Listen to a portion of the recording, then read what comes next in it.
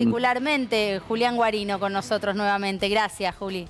Buen día. Buen día. ¿Cómo están? Buen día. Bueno, recorrían perfectamente lo que son los interrogantes que todavía, vos decías, Lucila, aún hoy tenemos, ¿no? 11 días desde el balotaje y finalmente hay muchas preguntas que no tienen respuesta. Yo propongo por ahí dos elementos para pensar. Primero, si en la narrativa que ustedes estaban mencionando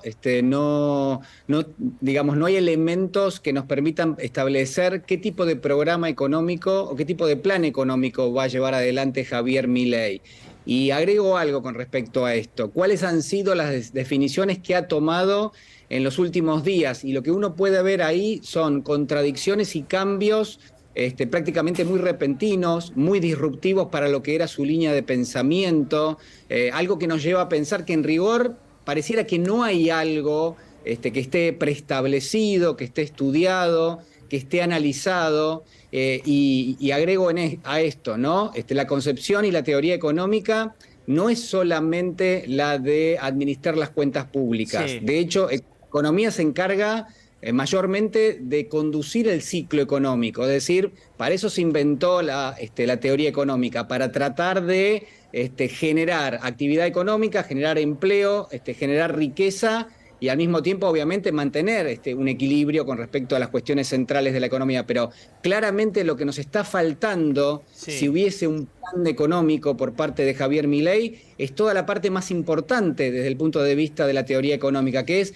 cómo va a conducir la economía Javier Milei, cuáles son los objetivos que se ha trazado, cómo va a tratar de mitigar lo que indefectiblemente va a ser el impacto económico de todos nosotros de aquí en adelante.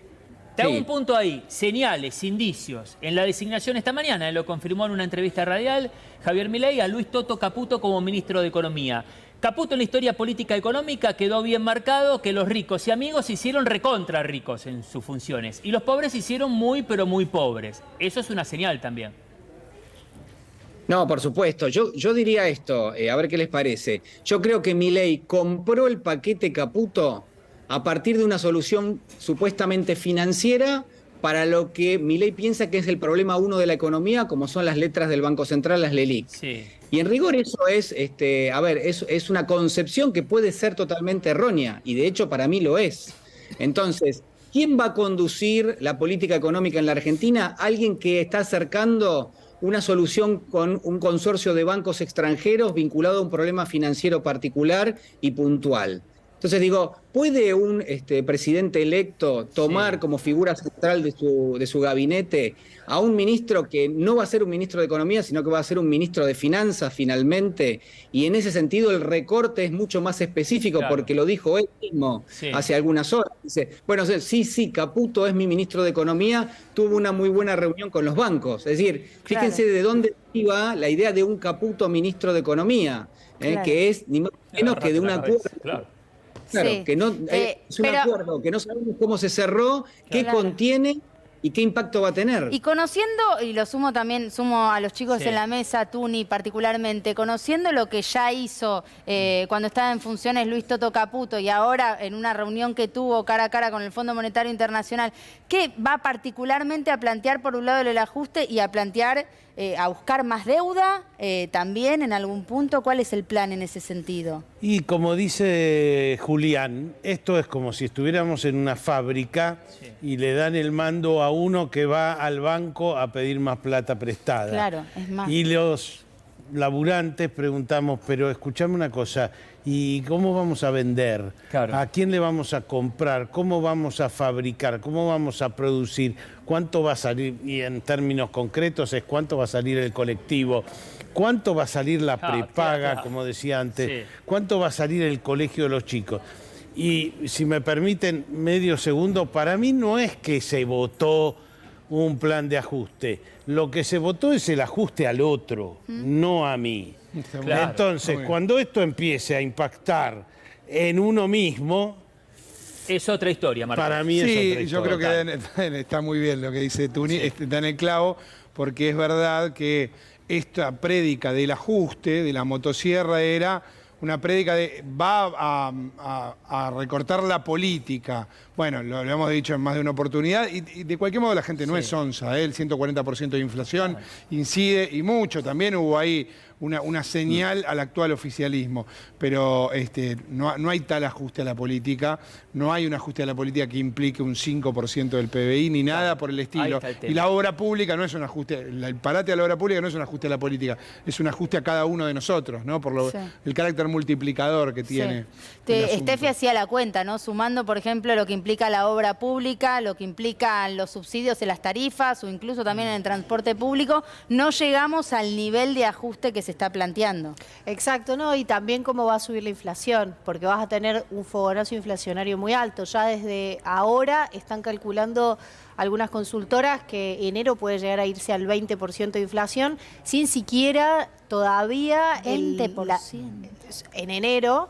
Que no habrá ningún control de precios, ¿no? Exactamente, porque si vos sacás absolutamente todas las regulaciones y además avanzás, digamos, en esta agenda de liberalización, lo que vas a ver inmediatamente es cómo se van a empezar a modificar los precios y eso genera mucha angustia y mucha zozobra. Por eso lo que yo decía, un ajuste más un fuerte fogonazo inflacionario, obviamente eso va a generar mucha tensión. Y ahí, de vuelta, agarro lo que dice Tuni y digo, claro, la clave de lo que dice Tuni es también de vuelta el tiempo. En cuánto tiempo te consumís esa legitimidad, digo, de cambiar o de hacer el ajuste a vos, al otro, al que sea, digamos.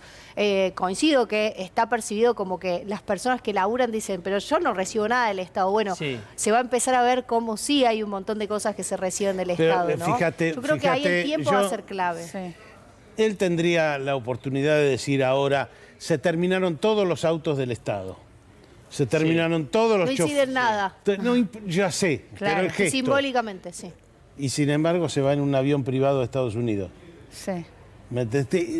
Los gestos hacen a esto que vos decís, de ganar tiempo, de tener legitimidad. Desde ahora en adelante no hay más, porque todo el que se imaginó es el que va a pagar los costos, es la casta. Y se va en ese avión pagando $250.000.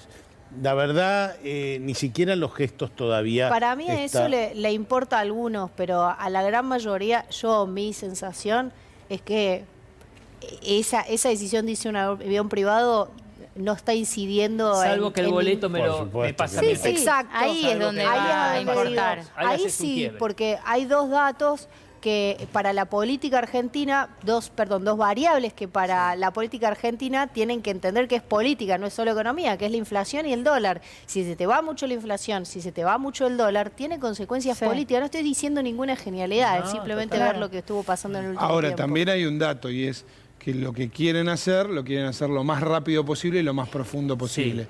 Esto, por supuesto que va a tener repercusiones callejeras, va a tener repercusiones sociales muy claras, pero también es cierto que están tomando nota de lo que pasó con el gobierno de Mauricio Macri, que creyeron que lo podían hacer después de las elecciones de medio término, Y ahora... Ahora hagámoslo lo más lejos posible de la elección que viene, ¿no?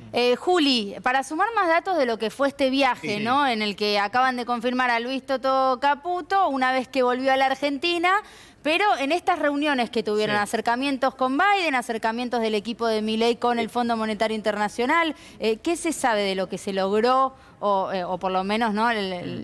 algo respecto de este viaje? Bueno, es interesante porque tu pregunta casi describe lo que para mí es claramente el emergente del viaje, que es el hermetismo, la sordina, en torno a cuál fue el primer objetivo del viaje, que fue claramente el encuentro de Luis Toto Caputo y Javier Milei con el consorcio de bancos. Es decir, un objetivo del viaje fue ese. Y a partir de allí uno puede derivar otras cuestiones. Por ejemplo, Javier Milei fue a hacerse conocer por parte de funcionarios de segundo y tercer rango de la Casa Blanca, del Departamento del Tesoro. Es decir, no hubo allí lo que uno podría considerar que es un acercamiento puntual, ni hay resultados que sean visibles de ese encuentro. Solamente lo que uno se tiene como resultante del viaje de Javier Milei es esta derivada que conocíamos hace instantes nada más y hace algunas horas también, que es: hubo un encuentro con un consorcio de bancos, se cerró un principio de acuerdo, se fue a cotejar y se está cotejando con el Fondo Monetario si eventualmente el fondo aceptaría un acuerdo de esa magnitud con una asistencia financiera de ese consorcio de bancos, y ahí está todo lo que fue el viaje. Claro. El resto, el almuerzo es protocolar, ya sabemos cómo son los almuerzos con Bill Clinton, que por otro lado, si uno imagina casta en términos políticos a nivel mundial. Me decía hoy Carlos Heller a la mañana, estábamos charlando un ratito, me decía, yo creo que es el número 1 en términos de casta internacional política, es Bill Clinton, a quien va a ver todo el mundo cuando va a los Estados Unidos. Y, claro, por supuesto, digo, pagando, no lo quería decir, pero hay que pagar para almorzar. Y a partir de allí, bueno, 2 o 3 cuestiones. Lo que yo quiero dejar planteado es esto: a ver, no demos por sentado que la receta económica que está llevando adelante Javier Milei implícitamente, y que ahora suma a Luis Toto Caputo, es la que nos va a sacar de la situación delicada en términos financieros en la que estamos.